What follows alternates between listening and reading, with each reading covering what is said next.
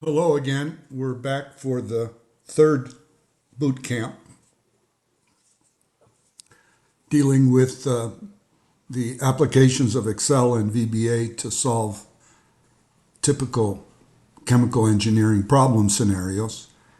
The slide here shows the outline in terms of the type of activities or systems that we're going to be looking at, and then we'll be involving typical examples with each one of these.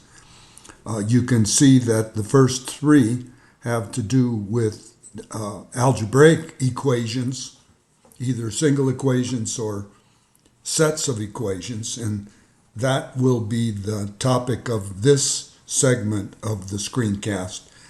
And then there'll be a second screencast that deals with differential equation models. And finally, we'll have a third that covers the optimization calculation and related from applied statistics, that being curve fitting or regression calculations. So as we move forward into this, we're just going to talk a little bit about the tools that we use, both in terms of specifics with Excel, and those two tools we use for algebraic equations are the goal-seek tool and the solver, and you'll see both of those in action here. And then we also consider using VBA to program a numerical method that will provide live calculations on the spreadsheet, and those calculations may involve different numerical methods which I list here. And we're not going to illustrate all of these methods, but we're going to concentrate on the BiSection method, and we're going to provide you with different approaches in using that method to solve single nonlinear algebraic equations. And we note at the bottom of the slide a couple of books that we've been involved with.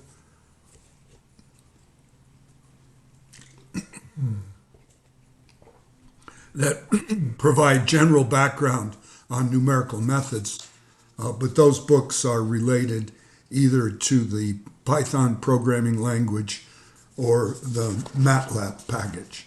So let's take a look at an example here for an equilibrium calculation, and it's for a very common reaction amongst gases at higher temperatures, and it's shown in the upper right-hand portion of the slide here.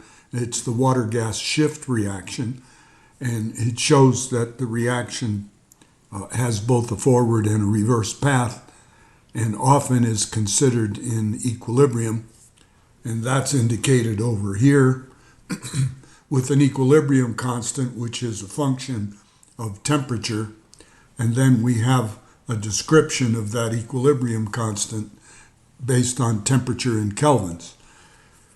So we're going to consider an example where we have a reactor that establishes equilibrium and takes a feed where equilibrium does not exist, and equilibrium is established within the reactor and then shows up in the product stream. For starters, we're going to consider the temperature being 1200 degrees Celsius, and the pressure is 1 atmosphere, which doesn't really figure into the calculation, but we're just stating that. And then we're going to consider describing the change that takes place between these flow rates and the flow rates exiting the reactor as a shift from the feed flow rates, which is shown here by adding an unknown X to the hydrogen and CO2 on the right side of the reaction. and then subtracting that x from the left side. And we can do this because we have equimolar situations. And then subtracting that from the equilibrium constant by moving the equilibrium constant to the left side of the equal sign up here. And we have then a function of x that we need to solve for, and it's a nonlinear equation. Once we solve for x, then we can use these individual expressions in brackets to calculate what the product flow rates are, all right? So let's pop over to a blank spreadsheet and show how we might set this up.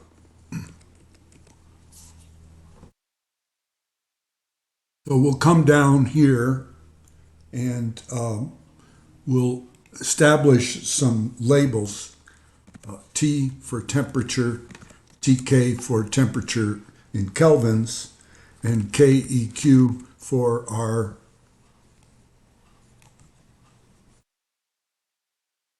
equilibrium constant. And then what I'm going to do that you've seen several times is I'm going to transfer these labels as names on the cells to the right, going to formulas, create from selection, left column is correct, and click OK. Then I'm going to check the name box to make sure that that happened appropriately. I'm going to put in my conditions, 1200, and then I'll just put a label here, degrees C. And then we'll put in a formula equals T plus 273.15 for the temperature in kelvins. And then we'll put in an expression for the equilibrium constant based on that slide, and it's going to be equals EXP to reverse or invert the log of minus 3.112 plus 3317 divided by TK, and then this would be the equilibrium constant. So let's get rid of a few of those decimal places. And the equilibrium constant is dimensionless, okay? And so that we have that, and then let's come over here and put in some labels, H2, CO2, H2O, and O. And we'll just justify those. We could make subscripts out of the numbers here, but I won't take the time to do that. And then let us consider our feed rates and put those in from the problem specification, 450 and 50 and 1150 and 500. Then, because we like to use names, I'm going to take this cell and go to the name box and put in a name feed H2, no spaces there. And likewise, feed CO2, and continuing, whoops, got to get into the name box.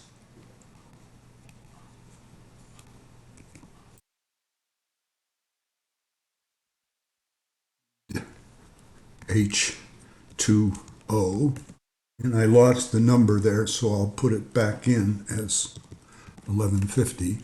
And then finally, for the last one, feed CO. Very useful to use names here. And what we're going to do is have, in the next set of cells, we will calculate what our product rates are. And then let's make those titles, use our macro to make those look reasonable. And we'll note here that these are kmols per hour. And let me just spread that across two cells. So we've got that. Now let's come down and put in an estimate for our x variable. And I'll name that cell x. And we'll just start out and say 100. And again, this is kmols per hour. And then we're going to establish, as we showed on the slide, let's pop back there for a moment, our f of x equation. And it won't be equal to 0 because we don't have the right value of x, but let's put that in.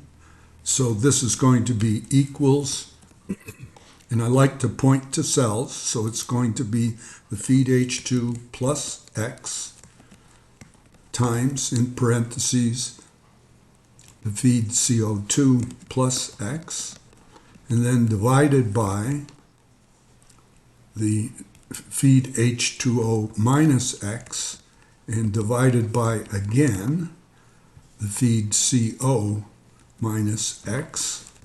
All right, and then we're going to subtract the equilibrium constant, and this gives us our function, which we would like to have equal to 0. So what we can do here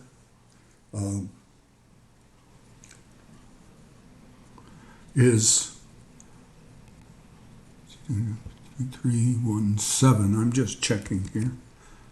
Yeah, 331. What we can do here, if we want, is we could just experiment a little bit and say, what would happen to f of x if I went to 150? Well, it gets pretty small. What if I go to 200? Well, it's bigger and it's positive. So somewhere between 150 and 200, it looks like we've got a solution. Let's go back to 100. So what we'll illustrate here is how to use goal-seek in order to find a solution to the equation. That's the first illustration we have. So let's go to our Data tab on the menu to get the Data ribbon. Go over and drop down What If Analysis and find goal-seek. And then it says we want to set cell, the one for f of x, equal to a value of 0 by changing cell. And if I want, I can just type in x there, or I can point to that cell, and then click OK. And it made its adjustments, and the f of x value isn't identically 0, but it's very small, so let's accept that. And if we prefer cosmetically to make that look better, I can just reduce the decimal expression and have it look like that, okay? Now, you'll notice that the convergence here is not perfect, and one of the aspects of using the goal-seek is that you have absolutely no control over its convergence criterion. All right? So another thing that we could do is we can go back and just show you an alternate. Let me go back to the 100. Then let's go to the Data tab again and pick Solver. That brings up the Solver dialog. And what we can say is here that we would like the objective to be the f of x cell, and we want to drive that to a value of 0 by changing cells and just put in x there and click Solve. And it says that it has solved it, so we click OK. And we notice that for this particular example, the solver has actually achieved a greater level of convergence. And you'll see the zeros go out there quite a ways. So the solver happens to be more precise, although either the goal-seek or the solver provide an answer which is suitable. So let's come over and get our product rates here. So we'll put in equals feed H2 plus X equals feed CO2 plus X equals feed H2O minus X and equals feed CO minus X. And then let's reduce the display precision here to make it more reasonable. So we then have our product rates. Okay? Now, if we were to make a change here, and let's say that we went to 1100 degrees C, then we no longer have the solution. We can run goal-seek again. One of the advantages of the solver, however, is it remembers the last scenario that was solved, so you can just click solve again, and it finds the answer, and it's slightly different. But every time that we change the temperature here, we have to run something to resolve it, okay? So what I'm going to do here is address that by coming over and saying, imagine that we wanted to do a case study, all right? And for the case study, we're going to have temperature in degrees C, and we want to know what the X value is for a particular temperature. And let me make nicer headings out of that. And let me widen it a little bit so temperature isn't cut off. Okay. Now, imagine that we wanted to have the temperature, all right, go from something like 500 to 1500. So I'm going to start that here, and you'll see why in a little bit. I'm going to put in 500, and then let's do our typical technique for building a freestanding column and go to Editing, Fill, Series,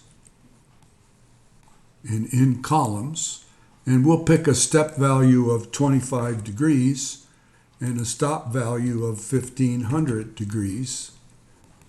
And this gives us a column, goes down to row 43, and those are all the temperatures. So what I would like to do is I would like to have what is the value of X for each of those, and then if I wanted to, I could go on and I could compute what the product rates would be based on that value of X.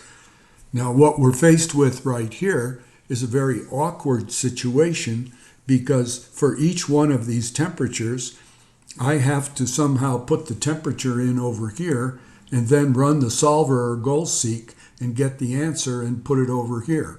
And I don't want to do that. So let's go back to the slide and introduce the approach that gives us what we call a live solution on the spreadsheet instead of the solver or goal-seek, which we might describe as a dead solution. It's not very complimentary, but that's about what it is. So let's go back to our slides. Here we go. And this is more or less what we have set up. And with a little bit of color added here, it's in a spreadsheet in the collection for this screencast, which is called Water Gas Starter. You can certainly look at that. And then This shows the fact that we're using goal-seek to solve this, and we come up with an equation error which is quite small.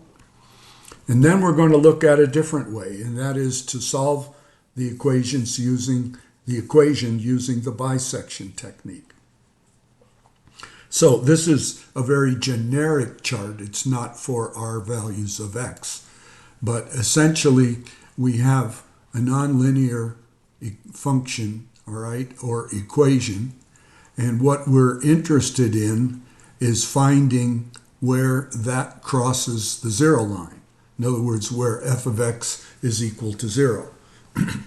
So what we do with this BiSection method, which is about the simplest one that you can imagine, is we pick two initial estimates for the solution, and we have to ensure that those are on either side of the true solution.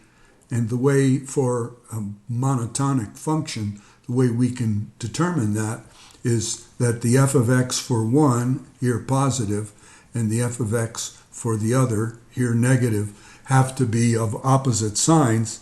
And then we have a good idea that there's going to be a crossover somewhere in between x1 and x2, but we don't know where. So what BiSection does is it picks the midpoint between x1 and x2 and evaluates the function there. And then it says, in this case, it says since the sine of f of x here is the same as the sine of f of x here, then for the next round of the method, this becomes the new x1. And that's shown over here, all right, where we have that. And then we pick the midpoint again and evaluate that. And again here, that's negative and this is negative. So this becomes the new x2. And then the midpoint will be halfway between here. And you can see that we are homing in on the solution, okay? So what we would like to do is implement this technique first directly on the spreadsheet. So let's go back over and create that. So I will start down here, and I'm going to put in some column headings. First is going to be an iteration counter, and then I'm going to have my x1 value, my f of x1 value, my x2 value, my f of x2 value, then my midpoint, I'll call that xm, and the function evaluated at the midpoint, okay? So let me just center those headings. And we'll start out establishing what we call the initialization row, and that is start out with iteration number 1, and then we have to pick the x1 and x2 values. So what I'm going to do is pick 0 for x1, and I'm going to pick 450 for x2. The reason here is I don't want to pick 500 for x2 because that's going to give us a divide by 0 in the f of x, and we don't want that, all right? So I've got those two values. Now let's put in a formula which calculates f of x as a function of this x value. All right, so we'll do it just like we did before, equals feed x2 plus now this value, all right, times quantity feed CO2 plus that value, divide by feed H2O minus that value, and divide by feed CO minus that value, and then we'll subtract away KEQ, all right? for the given temperature. Now that gives us a result which is negative, and now if I want, since this is with respect to this cell, if I want f of x2, I can just do a Control-C and pick that destination and hit enter. And you'll notice that this one is positive. So that's the kind of setup we want, where there is a sign change between x1 and x2. All right. Now let's come over and calculate the midpoint. That's pretty easy. Equals quantity, the x1 cell plus the x2 cell divided by 2, which is, of course, 225. And then let's calculate the function for that by just copying it over. And you'll notice that this is positive. So since this is positive, what this means is this becomes the new x2 for the next round of the method. But we want to automate this, so we're going to get a little bit creative here. And first thing I'm going to do is just do an equals up plus 1 to add 1 to the iteration before. That's what I call a not rocket science formula. And then here, depending on the sign of f of xm as compared to f of x2 and f of x1, for the next round of the method, we're either going to hold on to the x1 or the xm is going to become the new x1. And we know by looking at it that for the next iteration, 0 is still going to be the x1. So let's set up a formula that does that in general. And we're going to start it, and we're going to do an if function. And the logical test that we're going to use is f of x1 and f of xm, do they have the same sign? They don't here, but we're going to check to see if they would. So the way we do that is take f of x1 times f of xm and say, is it greater than 0? Now it's not here, but if it were greater than 0, then xm would become the new value. And if it isn't true, which is the case here, then the one above becomes that value, and we have 0. Now we're going to come over and apply the same logic here. Equals if f of x2 times f of xm is greater than 0, which happens to be the case here, then xm becomes the new x2. Otherwise, the old x2 is what we use. So now we have a new x2. Now the formulas here are what we call operational, so we can copy this down 1 and these 3 down 1, and we get the next iteration of the method. The difference here is that this is an operational formula, set of formulas that can be copied down, whereas this is an initialization row that gets us off the ground. So what we're going to do is we're going to run 20 iterations of this. So start at 11, let's go down to row 30 and see where we are. Okay, that's 20 iterations, all right? And if we go to the bottom, what we notice down here is that our equation error is now 10 to the minus 7th, and numerically this is essentially the solution in cell F30 to the equation, okay? Now, what I'm going to do is I'm going to slip in here somewhere, let me put it here, XSOLN, and I'm just going to put a pointer formula, all right, equals point to this last value and hit enter. That is our solution, and 170.29, okay? Now, what I should really do then, all right, is if I name this cell X, SOLN, and I don't want to deal with this anymore, I should come over and make this X, SOLN. Likewise, this one.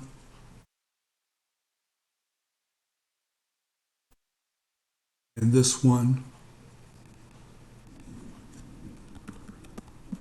Okay? Now, what's the advantage over doing what we just did? Because it was sort of complicated and takes up decent space on the spreadsheet. The advantage is it's a live calculation. In other words, if I change this to 1300, we get a new X value and a new set of product rates. And we get them live instantaneously. So there is your advantage. Now, a way that I can show how that is going to help us is I can come over and create a one-dimensional data table, which you probably know how to do, but we're going to illustrate it if you don't. In this cell just above the 500 and to the right, I need a rule that tells me where I get my solution. So I'm going to get it from here, X SOLN. So that is where I get my solution. And then what the data table allows us to do, one by one and automatically, is put each of these temperatures in for the value of T, and for each one to copy the X SOLN, in fact it's live, over to the corresponding X value. So let's see how we do that. We're going to start with this blank cell, Control Shift down, Shift right. This gives us a rectangular array of cells that includes the rule. This cell here plays no role, includes all of the temperatures we're interested in. And so now I go to data and go back to what if analysis, but I'm now interested in data table. And I'm not dealing with a row of values, I'm dealing with a column. So I've column values, and it wants to know where each of these values gets placed on the spreadsheet. And I can either type it in or I can click on the T cell and then click OK. And there are all the solutions for the value of X for a temperature of 500.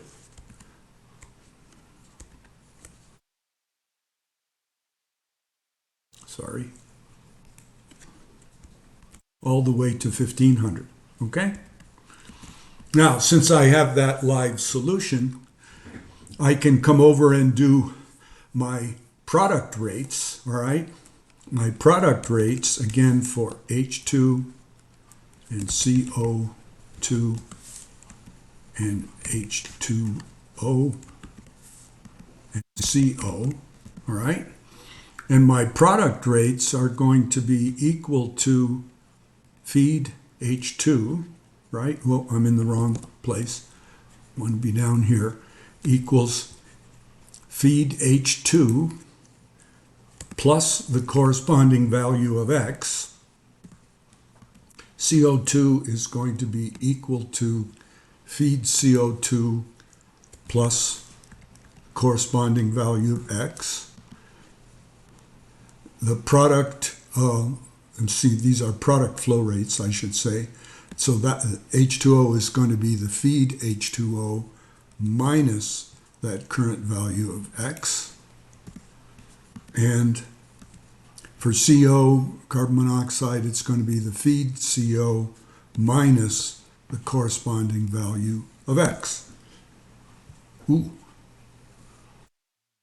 Not get that formula correct, so let's look at it. I don't want an equal sign here. I want a minus sign. There we go. That these are all with respect to this value. So if I select these four and double click the fill handle, I get the product rates for all of my case study of values of X. Now I can make that look a little nicer by reducing the precision shown a little bit. But this is what we've got. And so now what I can consider is how about making a plot to see what this looks like. So let me select all the temperatures, tab and back tab. Now hold the control key down, come over here, select these. And what I want to do now is go to Insert, Charts, and we'll just pick this, and we'll get a chart, and we can move that chart to its own sheet as we like to do. And then it shows our different curves, and we can customize it and label the series, and I'll show you what a little neater formatted chart looks like in a little bit here, okay? So this is a way of going about using a technique for live solution of a nonlinear equation, and then allowing that to support a data table study, a case study, based on the changing of a parameter in the design, which in this case is our temperature. Okay? Now, one thing I want to mention before we go back to the slides is that if I had another equation that I wanted to solve, all that I would really have to do to customize this are three things. One is I need to put the equation in here and then copy it down here, here, and here. And then I need to come up with two initial estimates that are appropriate for that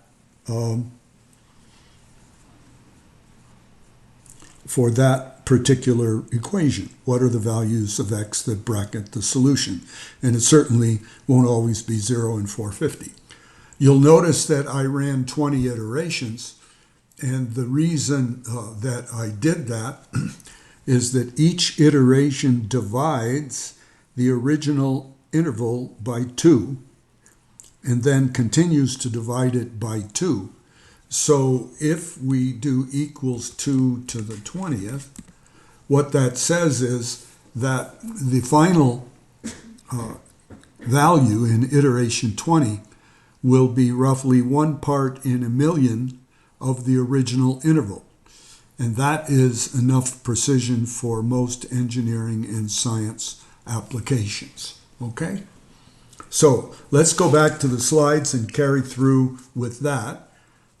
We are handling this first example with a fair amount of detail, and the examples that follow will not show as much detail, but will give you an idea about how we can apply these techniques to different solution and problem scenarios. Okay? So let us come back to our slides. And so this is the table that we created, and there is a separate spreadsheet in your collection called water gas bisection table that illustrates this, and we illustrated it live, and I hope that you created it along with us as we did it, as the experience is worthwhile. And then, since this is now a live solution, it is amenable to a data table case study.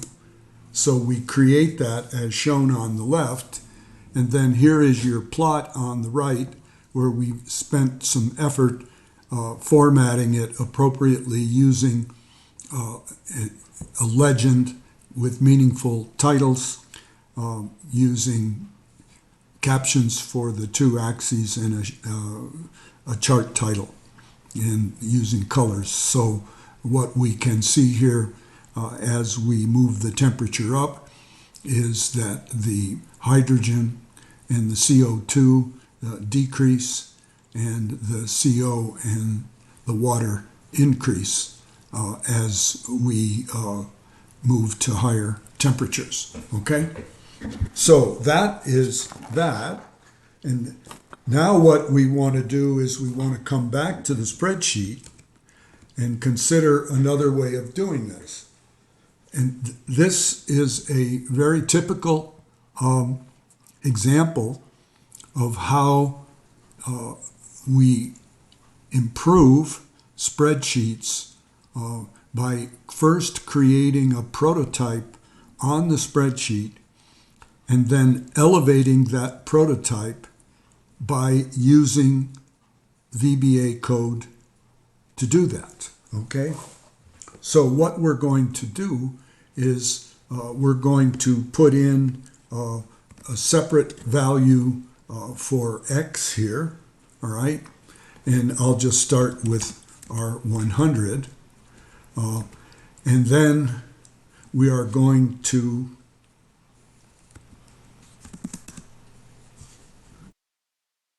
this value of X, all right? And we're going to come up with a solution, all right, using a function, all right? And let me modify this a little bit. Let's call this x1. I'm not going to use that as a name because you can't do that. And x2, and we'll consider that we're going to do what we did down here, where x1 will be 0 and x2 will be 450.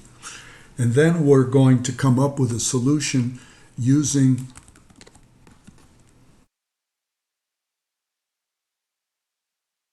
a user-defined function that we're going to create called bisect. And it is going to have 3 arguments. One is going to be the x1 value. The next one is the x2 value. And then we're going to also need the value of temperature. Now, we have not created this function yet, so it's not going to be happy. But now, for this particular workbook, it's called Book 1, we're going to go over to the Visual Basic Editor, Alt F11.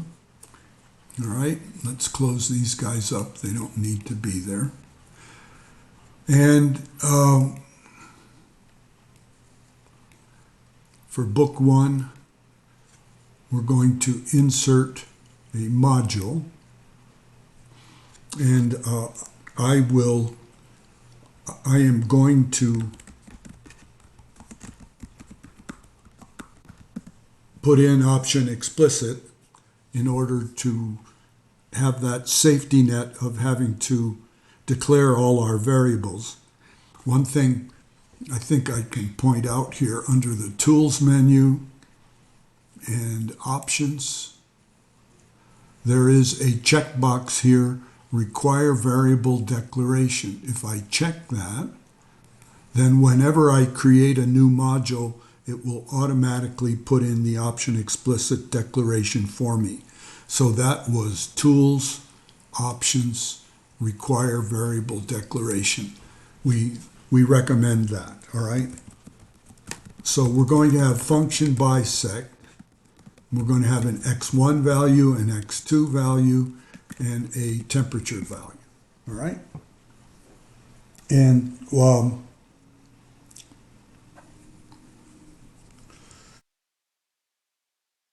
what we'll do here is we're going to first put in a check to make sure that our initial estimates bracket the solution.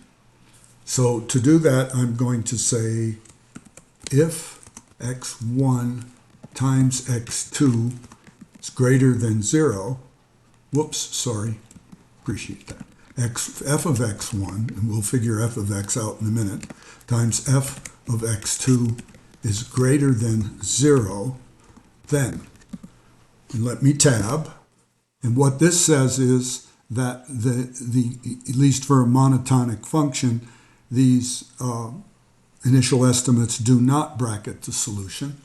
So at this point, what I'm going to do is I'm going to say bisect equals, and I'm going to put in a string, all right? Initial estimates, do not bracket solution. So we essentially get an error message, all right? And then we're going to come back and do an else, and this is where we come if they do bracket the solution, all right? So what we're going to do is we're going to do a for next loop for I equals 1, and we'll just make it to 20 like we did on the spreadsheet because we figure 20 iterations are good enough for us. And then we're going to go through the logic that we did on the spreadsheet, and that's going to be x mid is equal to x1 plus x2 by 2, all right?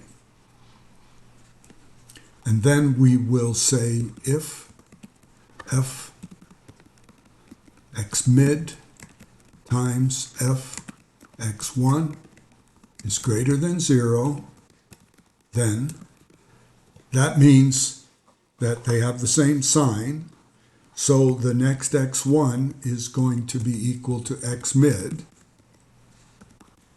Okay? And then else, it's got to be the other way, so the next x2 is going to be equal to x mid. Then we'll have an end if, a next I, and another end if. Now the only thing we have to deal with here is after we get through 20 iterations, we have to put our answer into bisect. So we'll say the last value of x mid becomes the result for the function, and that will be it. Now, what I have to do is look at what variables did I use in here that are local to, don't come through the arguments, but are local to the function. And that is I. So I'm going to do dim I as integer. Okay. Then I also created x mid. So let me just put in x mid as a generic or variant argument. Okay. So there we go. Now, where do we get f of x? Well, we're going to create another function to do that right here. Function f of x, whoops, is equal to. And what we need is to get, and I think what I'm going to do here, since I've got t coming through, I'm going to add the t argument here every time I evaluate f of x, so that this function can now find the current value of t. There it comes, right? That's it. And so we now have f of x and t. So let's come down here. But we also need the equilibrium constant, and we need the feed flow rates in order to calculate f of x. Okay, so let us compute a tk here, which is t plus 273.15, and then a keq using our formula, exp, right? Minus 3.112 plus 317 divided by tk. And you'll notice that the exp function is available in VBA. And then we're going to say that we want FD of H2 equal to range feed H2 from the spreadsheet. Now I can always put in value, but value is the default property, so if I leave it out, it's included. And then feed, all right, the next one, CO2 is equal to range feed CO2. Then FD, all right, H2O is equal to range feed H2O. And then FDCO is equal to range feed CO. Okay, and then what I can do is I can say that my F function value, and we've done this several times before, is equal to FDH2 plus X times FDCO2 plus X divide by FDH2O minus X divide by FDCO minus X minus KEQ, all right? Now, we used some local variables here, so we have to dim them. Dim TK, KEQ, FDH2, FDCO2, FDH2CO.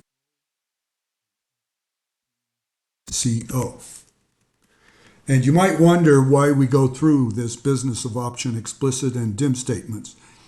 One of the main reasons is that if in your code you make a you make a typo in creating a variable, all right, what will happen is that the code will run and it will just consider the value of that variable to be 0. Whereas if you use option explicit, it will recognize that typo as a variable that has not been declared, and it will immediately catch the typo, all right? So that's the reason that you do that, okay? So here's our F. Now we may have some errors here, but we'll find them when we try to run it. So let's go back, Alt F11, and now it still says name because we have to do something to allow the function to actually execute. We could do that by changing the temperature. We can edit the function here and hit enter, and it comes back and it gives us the answer because we didn't have any errors, all right?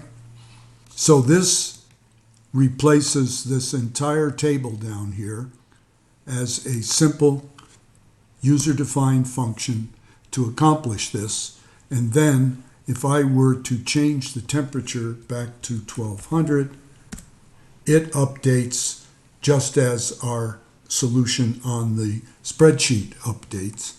And then we have a much more elegant solution occupying a single cell with a user-defined function in order to solve the problem, okay?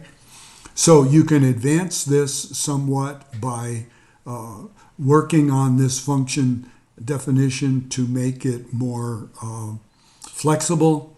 There are ways that you can do that. We're not getting into that here, but coming back to our slides, we point out here is somewhat simpler code actually than I used, because this code does not have the check on X1 and X2 to make sure they bracket the solution, but it shows the code and shows the implementation, and then this is available in a spreadsheet file for you, water gas BiSection UDF, okay? So that completes this example. A lot of detail there. I won't go into so much detail in the subsequent ones, but there will still be some. So we're going to move on, and we're going to just mention that you can create UDFs or user-defined functions to implement different strategies for root finding. And it's possible. We've done all of these. If you ever want some assistance in putting something like this together, I'm certainly available to help you. So we're moving on now. We're going to talk about sets of linear algebraic equations and mainly solving them on the spreadsheet. And this turns out to be very straightforward to do, all right? And so we've just described this in very general terms here of n linear equations and n unknowns up here.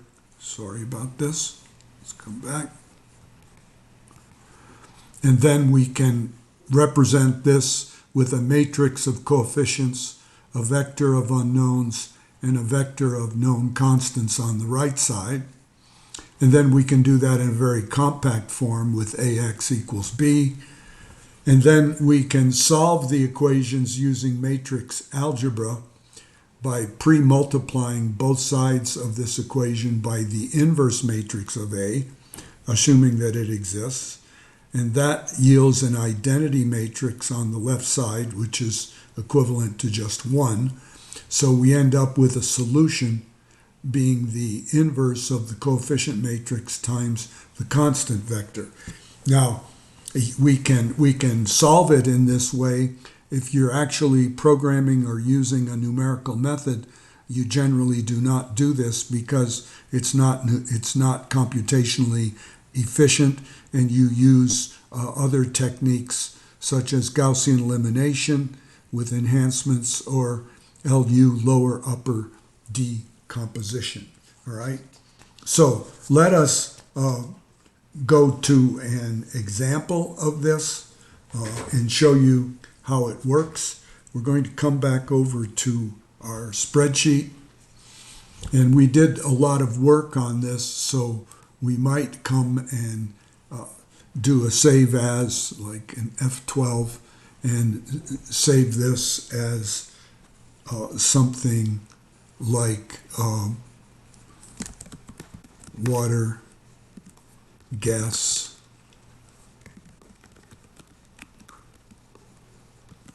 equilibrium. Since we have a user-defined function, we have to change it to a macro-enabled workbook, XLSM, and then we can save it. And then I can close it if I wish. And then we can open another file here that is, let me see, it's called Linear Equations Starter. So let's do that. Okay. So this is a blank spreadsheet, but it just shows by inserting typeset equations, what is the equation set that we're going to explore here. So noting the second one down here, I'm just going to put in the upper left-hand corner of the spreadsheet the A matrix. 1, 3, 2. And 1 minus 1. Then over here, I'll put in the constant vector, 10, 5, and 1, okay? And what we want to do in this case is solve for x, y, z, and what those unknowns are. So let me take this and create a name here, a capital A, and here lowercase b. The upper lowercase is just a style thing. There's no distinction in Excel between like an uppercase b and a lowercase b. They represent the same things. And then down here, I want to create an array formula that solves the equations. So I start by selecting 3 cells, and let's pop back just to review that what we're going to do is multiply A inverse times B. So I'm going to do equals MMULT, which stands for matrix multiplication, and then M inverse of A, comma B, all right? So that's multiplying the inverse of A times B, and we get the answer, okay?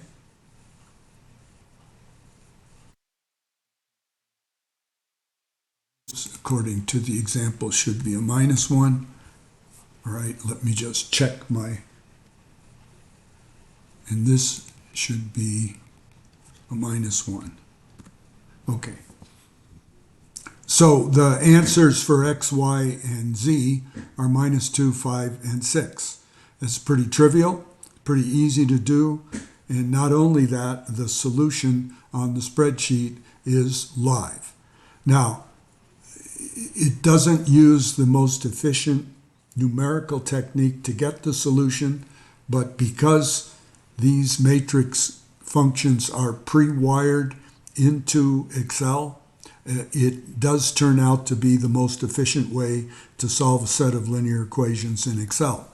And you'll note that if I come up here and change this 3 to 2.9, that the solution is live, all right? And if I change one of these over here to 1,000, you can see that the solution is live, okay? So that is the way that we can go about solving a set of linear equations. And what you can see here, if I show this, is that it's just MMULT of the inverse of A and B, all right? Okay, so let's come back to the slides and review this. This is essentially what we did. And based on this, starting with this linear equation starter spreadsheet, okay? So now we're going to go on, and I'm going to show you an example, all right, using that's a little more relevant to chemical engineering. And we're going to look at a 6-stage absorber column where we have a liquid stream falling down through the column with a mole fraction of a component of interest and a gas stream flowing upward through the column and being contacted in stages or equivalent stages and coming in with a mole fraction of Y7 and coming out with Y2, all right? So we may be looking at some type of a stripper column here. And so what we do is we want to describe this mathematically, and we do so in a fairly elementary way here. And we say that at each one of our stages, an equilibrium exists between the mole fraction in the liquid and the mole fraction in the vapor. We specify the inlet X, Y, and we specify the L and G molar flow rates. And if we do that, we can write a component material balance for tray I, all right, which includes what's coming onto the tray here and what's leaving the tray here. And then we can incorporate, by eliminating Y, we can incorporate the equilibrium relationship, and we end up with this particular equation. And we have an equation like this for each one of our stages. It turns out that when we have the top or the bottom stage, they involve specifications that are coming in that are not something we would solve for, okay? So if we put this together for our 6th stage, we end up with a set of linear equations where we have a right side constant, all right, for the first stage, and also for the sixth stage involving the x0 and the y7. And so this represents a set of equations that we need to solve, and we are proposing here some simple operating conditions and basic data where the B coefficient for equilibrium is set to 0, A is 0.7, and we have molar flow rates per second, L and G, and we have x0 being 0 and y7 being 0.1, all right? So having that, we want to solve these equations. So I'm going to go back over to the spreadsheet and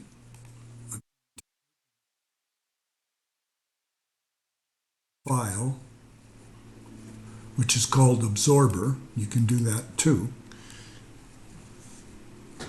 And here's some work has been done for us. We have our liquid and gas flow rates, and you can see in the name box they are named L and G. We have the Y input, which is the Y7, as 0.1, and the A value as 0.7, and these are also using names. We use Y in because you can't use a cell name which is Y7 because that's equal to a cell address. And then we come down here and we create a matrix of our coefficients, and each one on the diagonal is minus the quantity L plus GA, and then we have off diagonal elements which are GA, and below minus L. So that's what we have there. And then we have our B vector, which has just minus G times Y in here. And then we solve for the liquid mole fractions here. And we do so, and you can see this if we open it up, in the same way that we solved the other problem, the simpler problem with the min versus A times coefficient, min versus A coefficient matrix times B in order to get our solution. Once we have the stage solutions for X here, X1 through X6, we can easily use the equilibrium relationship in order to compute the Y's. We can make a chart by stage of the X's and Y's, see what the profile looks like. Okay? So that is, those are a couple of illustrations of how to solve linear equation sets, algebraic equation sets. It's actually quite straightforward on the spreadsheet using A inverse times B. Okay?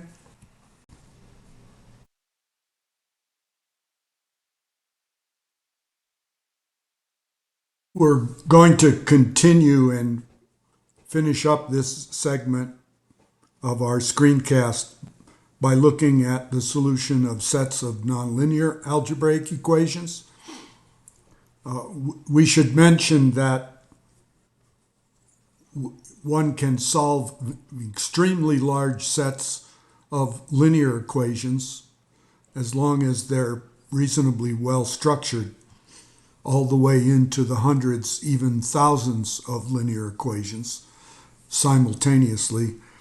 But solving sets of nonlinear algebraic equations is much more of a challenge, and we're typically not trying to approach that for more than a handful of these equations, because then the solution becomes extremely difficult. So the general picture is depicted here, where we have now a set of nonlinear relationships, n of them in n unknowns. These don't all have to be nonlinear, but at least one has to be, and they don't all have to involve all the unknowns, although typically the unknowns will appear in various of the equations. So what we're going to look at here as a technique for solving this on the spreadsheet is Newton's method, and we're going to contrast that to the use of Excel's solver. This is going to be similar to what we did way back with the BiSection method, contrasted against using goal-seek or the solver to solve an individual nonlinear equation. But the technique we're going to explore here is Newton's method for multiple equations, and it's summarized here, where we start with an initial estimate or guess for the solution. That would include estimates for all n unknowns. And then we have an iterative formula where it would start with x0 and then move to x1, x1 to x2, etc., until it converges. And the formula takes the previous estimate and then subtracts this adjustment. And the adjustment involves evaluating all of our nonlinear equations using the current estimate, and then pre-multiplying that by the inverse of a matrix, which is called the Jacobian matrix. And the Jacobian matrix is shown below, and it is essentially made up of the partial derivatives of every equation with respect to every unknown, where the equations is constant across the row and the unknowns are constant with the column.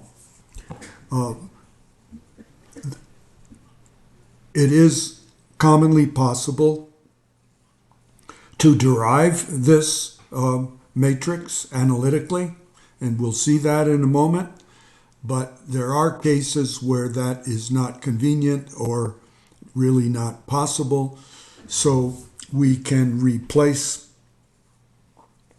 the derivative, the partial derivative analytically, with an approximation that corresponds, for instance, with respect to x1, of perturbing x1 in the function. Here we've done it plus minus, and then dividing by, in this case, 2 times that perturbation in order to estimate the Jacobian. And the delta is usually a small number with respect to x, such as 1 part in 10 to the 6th. So that's how we go about that. And what we now want to take a look at is a specific example. Being the steam-water equilibrium given 2 fundamental equations. This is a fairly simple problem, but it involves 2 nonlinear equations. And the first one, in this case, is the ideal gas law. And if our unknowns are pressure and temperature here, this is actually a linear equation. And then the second equation is the Antoine equation for vapor pressure, and that is a nonlinear equation. So we're going to work with these two and show you 2 approaches to. We'll note the nomenclature we've used here and the units we're assuming for this example. Pressure, volume, mass of the vapor, mass of the vapor in the vapor space, molecular weight of water, gas law constant, temperature in degrees Celsius. And then we have Antoine coefficients, which are for a particular unit for pressure, in this case pascals. And you need to be careful looking up coefficients like this, because quite often they are for different units, and you have to be careful to convert them to the units desired. And And so we've got some basic data here. We're just choosing somewhat arbitrarily some operating conditions in terms of the mass of vapor and the vapor space. And then we want to solve for the pressure and the temperature. We're going to be using a spreadsheet called Steam Equilibrium Starter. But first, let's take a look at the Newton's method approach to this from an analytical point of view. So what we've done here is we've taken each of our equations and we've moved all terms to one side so that they're equal to 0. And then we've noted that it is reasonably straightforward to derive the elements of the Jacobian matrix. The first one here being the partial of this equation here, or expression here, with respect to pressure, and that is equal to the volume. And then we just move on through and get the others. The one with logarithm perhaps is a little bit tricky, and you might have to look that up. So we have formulas for the Jacobian. One of the issues that we recognize here is that the terms that are in the first equation, these two terms, have magnitudes of about 1,000,000 each, 100,000s to 1,000,000. And the terms in the second equation here are closer to unity. So that's a scaling issue. So what we do to help that is we take the first equation and arbitrarily divide it by 100,000 to scale its terms down. Doesn't change the nature of the solution. And then we have to modify the items of the Jacobian correspondingly. Okay? So this will be the background for how we approach the Newton's method solution. But first, we're going to take a look at how we go about solving the system using Excel's built-in solver. Okay? So let's go over to our spreadsheet and let's go find it here.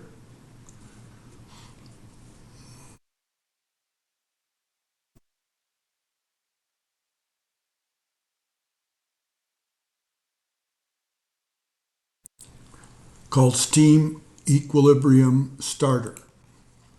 We'll bring that up. And what we've done is enter the basic data and the operating conditions here, and we've also inserted an object showing the equations that helps us as we go about setting things up. And I'm just going to add down here a cell for the pressure and the temperature, and then I'm going to name the two cells to the right here, P and T, and you'll notice that happened quickly for me because I happen to have a macro to do that, because I do it very often. And then we'll put in some initial estimates here, 200,000 pascals and 110 degrees. Okay? So we'll put in those estimates, and let's show a couple more decimal places here. So this is P and this is T, and then to the right here we're going to put in for these estimates the formulas for our two equations. So we'll start with an equal sign, left parenthesis, and P times V, I'm just typing this, minus M divided by MW times R gas times, open parenthesis, P plus 273.15, close that up, and divide by 100,000. So that is the equation error for the first equation. And then we'll put in the second one, equals log 10. It's a function in Excel of P minus A plus B divided by, open parenthesis, T plus CC. And you'll notice I use CC here because the letter C is not available as a name for a cell. So we hit that, enter, and we get, I'll show a few decimal places here and maybe reduce a few of these, similar. And this is what we have for our two equation errors. Now, what we're going to do is we're going to ask the solver to vary these two values to make these two go to 0 or approximately 0. But the solver only works with a single objective. So what we're going to do is we're going to enter a formula, SUMSQ, sum of the squares of our two equation errors. Let's show that. And what we're going to ask the solver to do is minimize this by adjusting these two. And in that way, if it minimizes this, then these two will be about 0 and we'll have our solution. So let's give that a shot. Let's go to Data and Solver and set our objective to this particular cell and say that we want to minimize it. And by changing the variable cells, and if I want, I can put that in as P comma T. And then I can click Solve and wait. And note that all of these are essentially 0. And click OK, and then let me reduce format on this a bit. And this then becomes the solution to the equation. Now, if I want to see actually what these errors are, I can come up here and say I want to format them to scientific notation. They're not identically 0, but they're very small. So what I've done here is I've used the solver in order to determine the solution to the equations, okay? And so at this point in time, what I can do is save this particular spreadsheet, save as, F12 key, and call it something like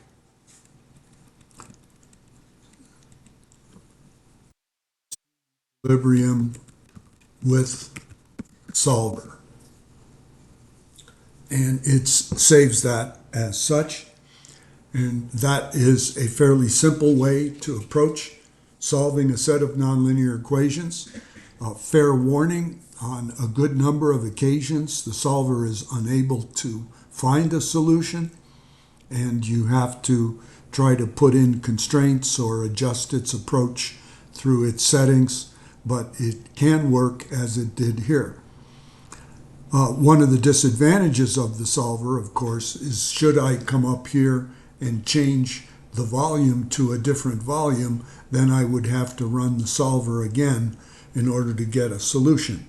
In other words, the solver produces numbers in the solution, and as a result, it is a dead solution and not a live solution. So we're going to move on, and we're going to take a look at how we would go about solving these equations using Newton's method, okay? So let's open again the steam equilibrium starter. Looks like this. And then if we want, we can go back to that other spreadsheet and we can close that out. And so what we're going to do now is we're going to set up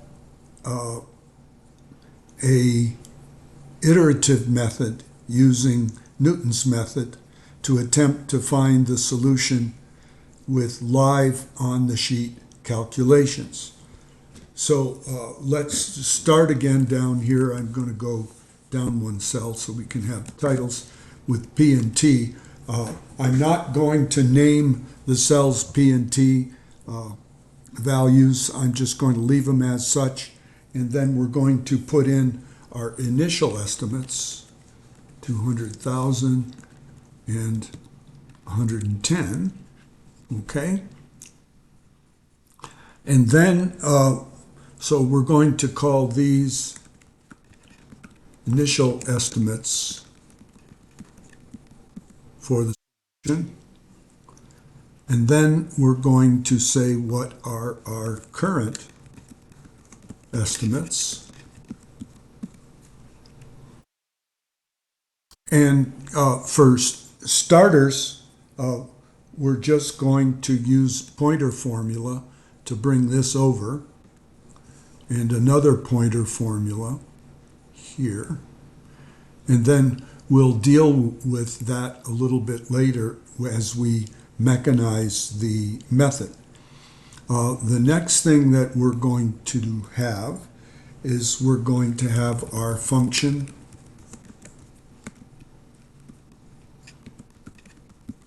evaluations, okay? And to do that, we need to put in our two functions up here based on using our current estimates. So we'll do that, just sort of looking equals the current value of P times V minus M divided by MW times R gas times open the current T value plus 273.15 divided by 100,000. Okay, so that's my function evaluation. It shows what I did when shows the same value as when I started with the solver. And then we'll do the same thing here, equals log 10 of the current pressure value minus A plus B divided by the quantity T plus CC, well, not T, sorry, the current temperature value, that's cell C11, plus CC, like so. And there it is, okay? So those are my function evaluations. Now, if I pop back and look at Newton's method, go back here to the slides a second. Newton's method requires us to update that by taking the current estimates, have the function evaluations, which we now have, and then we need to have the inverse of the Jacobian matrix. And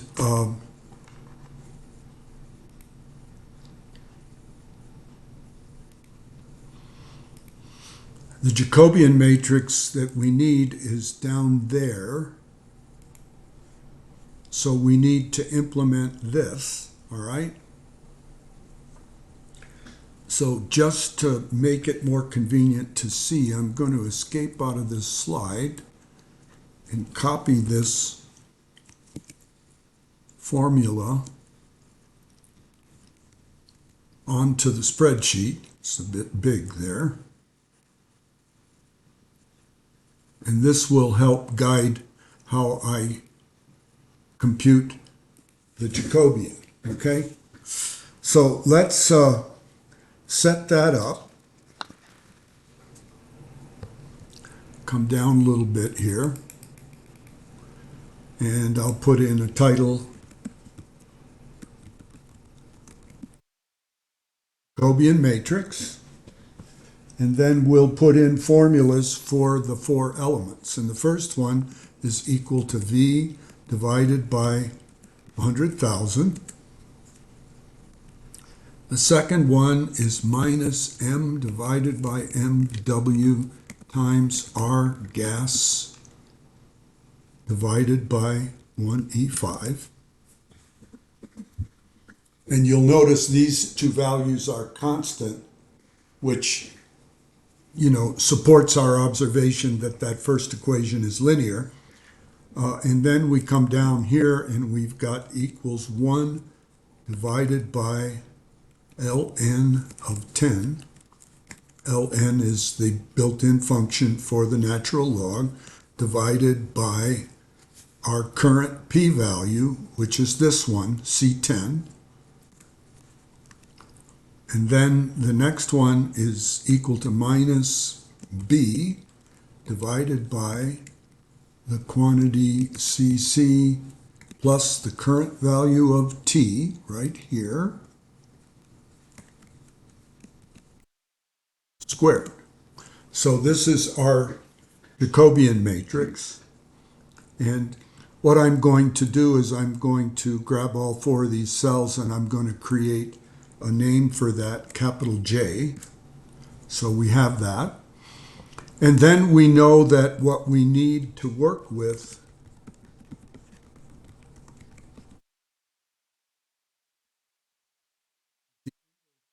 Jacobian matrix. And that's pretty easy to get. I can just select 4 cells and put in the formula equals minverse of J and hit enter. And that is the inverse matrix. And let me name this JINV, okay? So this is what I now need up here to get our new estimates, all right? So let me put in a title, new estimates. And I'm going to select both of these cells because this is a vector matrix calculation. And the new estimates are equal to the current estimates. So I select both of those cells minus the matrix multiplication, MMULT, of JINV, right? Times the current function evaluations, which are here. Okay? And when I enter a formula like this, I want to enter it as an array formula because it's using ranges of cells. So instead of just hitting the enter key, I hold down Control and Shift and hit the enter key. And this then becomes the new estimates. So this is one iteration of the new Newton's method formula. The next thing that we want to do is we'd say, well, for the next iteration, these values want to become the current estimates, and then we'll get the next new estimates. Well, there's a tricky thing about doing that because what I would like to do is put in a formula here that points to these cells. But when I do that, I create a circular calculation on the spreadsheet, and it is not going to be happy with that. So the way that we go about resolving that is we go to File, Options, Formulas, and we enable iterative calculation. And we're just going to allow one iteration because we really don't know where this thing is going to go. And for maximum change, we're going to add a couple zeros there and make it 0.4 zeros and 1. And then we're going to click OK. And then we're going to consider putting in a formula here that grabs these values here. So I select these two cells and put equals, and select these two cells, and then again do Control-Shift-Enter. And now what you can see is it brought those previous values back here, and now we've got the new estimates here. All right? So what I now want to do is I want to see, well, what happens if I cause the calculation to repeat? Because if you'll note down on the status bar, there's a tab down here, an indicator that says calculate. What that means is that the calculations on the spreadsheet are stalled, and in order to recalculate them, I have to force a calculation, and the simplest way to do that is with the F9 key. So if you'll notice this 22,351, if I hit the F9, whoops, sorry.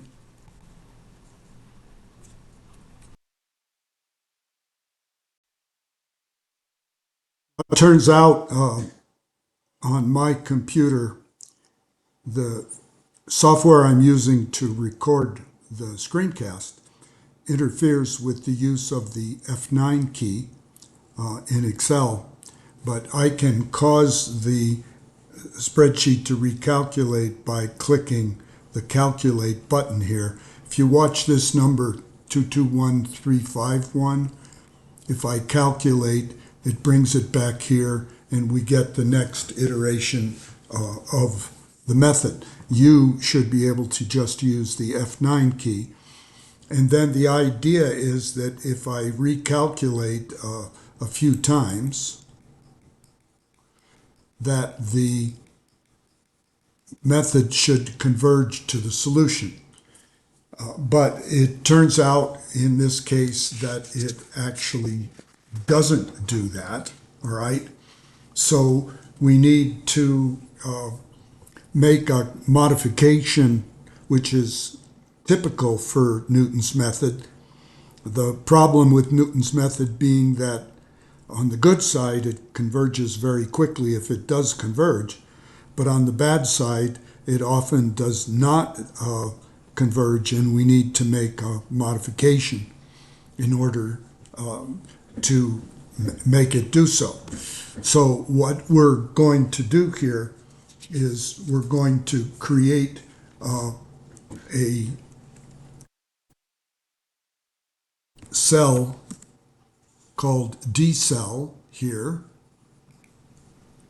and let's name that. And we're going to put in a number between 0 and 1. I'll put in 0.2. And then we're going to take the formula for these two cells and edit it with F2. And we're going to put in D cell times before the MMULT, Control-Shift-Enter.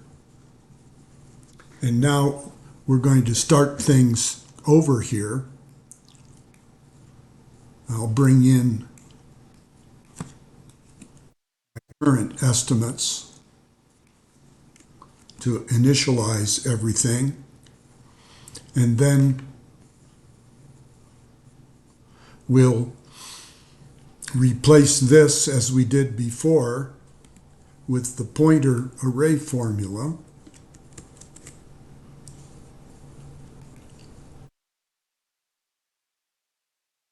And now we've got this decelerator involved.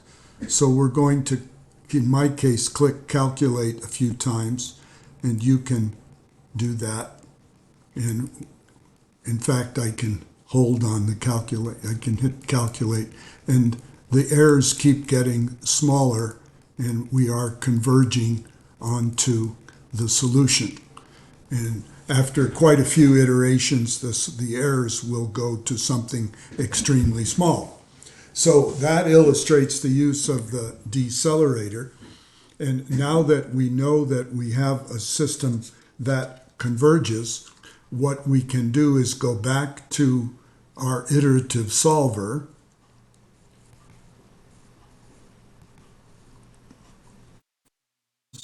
and we can make the maximum number of iterations something like 1,000, all right? And click OK. And then what we see is that the iterative scheme has converged to the solution. Now also, this is with the 1,000 iterations, this is a live solution. So if I were to come back up here and change the volume, for instance, to 3, it automatically resolves the equations. To 4, it resolves the equations. So I could actually now use this spreadsheet, for instance, for a case study in order to explore pressure and temperature for different conditions. 4.2, put back the original here. So that handles that for us, and I bring in the decelerator here because I've found it necessary to use that quite often in order to get the Newton's method to converge a system of equations that doesn't want to do so without the decelerator, or in that case, the decelerator is equal to 1. The final thing that we're going to do here is we're going to show you how we can reset the calculation to these values and then run the calculation again. So to do that, I'm going to create a cell here called reset, and I'm going to put a value true in there, and then let me name this cell reset. And what I want it to be is that if the value is true, then these values appear here. If the value is false, then these values appear here. So I'm going to come back here and we're going to edit this particular expression, and we're going to say if reset, comma, then we want the cells B10,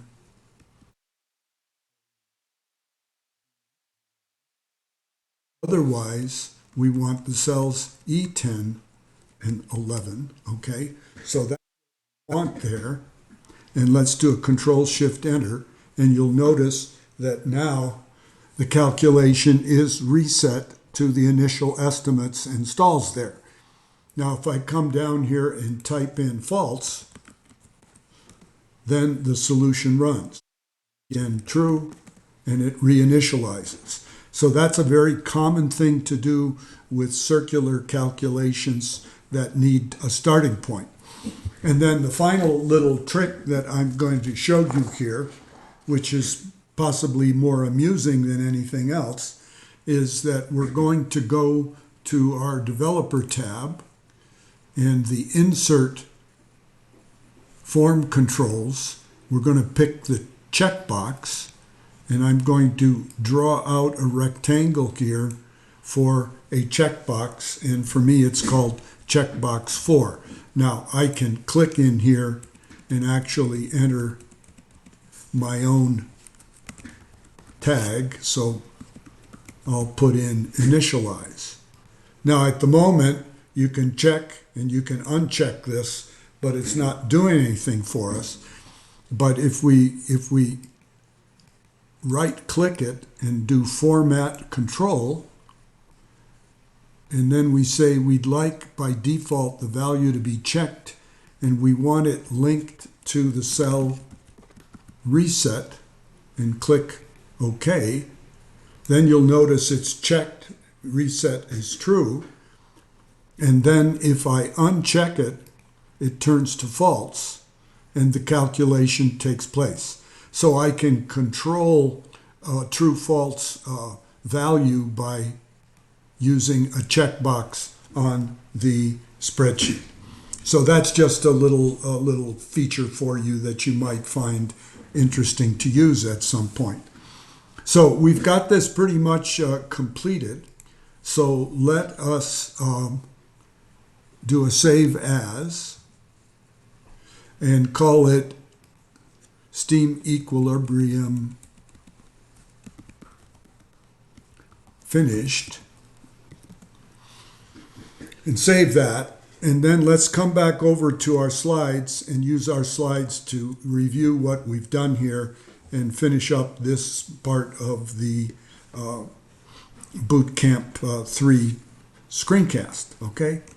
So this is where we were setting it up to use the solver. We had our starter created cells with initial estimates. And then we put in formulas for our two equations based on those estimates. And then we summed the squares of the equation errors. And we went to, on the data tab, to the solver. And we picked the cell for the sum of squares, asked it to minimize that by adjusting P and T. And it did that and came up with a solution for us for the pressure and the temperature. And this is available in Steam Equilibrium Solver Finish, okay? Then we went back and said, let's do a live calculation with Newton's method. So we created the initial values here and then our function evaluations.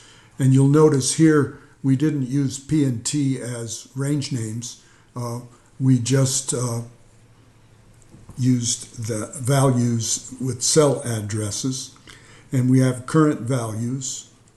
And then we have our functions evaluations here. And then we move on and we set up our Jacobian matrix. These are the four formulas. And then the inverse of the Jacobian matrix. And again, we used a Control-Shift-Enter for that formula. And then coming back, we created the Newton's method update formula for these two cells, again with Control-Shift-Enter. Went over and set up our iterative solver with one iteration and a very small maximum change. And then we put in the pointer formula here over to these two cells and entered it with Control-Shift-Enter, all right? Like so. And then the idea was to press the Calc key F9, and I clicked Calculate in the lower left-hand corner. And we observed in this case that it didn't really converge, sort of oscillated around the solution, but it didn't converge. So to promote convergence, we added a decelerator factor between 0 and 1, which just modifies the amount of change and attenuates the amount of change provided for each x to the next x. And when we did that, then in this case, for a decelerator value of 0.5, I used 0.2 in the illustration. It converged to the solution, okay? So that's how we went about doing that. And then we showed you how we could change the iterative calculation to now run 1,000 iterations, and then put in an if function, all right? Put in an if function here to have either the initial values, the B values, or the E values, depending on a switch cell called reset. And when reset is true, it puts the initial values. When it's false, it lets the iterative scheme run and comes up with the solutions. And then finally, we showed you how from the developer tab, we could add a checkbox, rename it. Here I've used initial values, and then choose format control, have a default of it being initialized, and put in reset as the cell name to be controlled. And so we have reset equals true, and it goes to initial estimate, and reset equals false, and it lets the calculation run. So that winds up our first segment here in Bootcamp 3, having to do with algebraic equations and solutions with examples. And in the second segment, we're going to move on and we're going to be dealing with ordinary differential equation models. So that is it for now.